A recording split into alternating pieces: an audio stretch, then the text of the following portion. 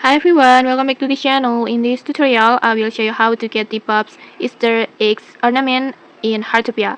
So in this latest update, Heartopia has a new event that called Wonder Egg Hunt, where you can collect special Easter eggs from different NPCs around the map or around the central square.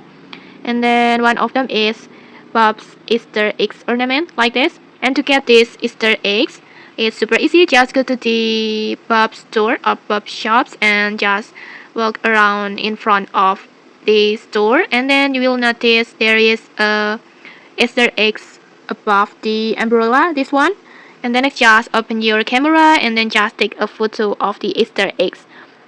And after that, you will get the Bob's Easter eggs ornament and it will add it to your backpack automatically like this. Like this.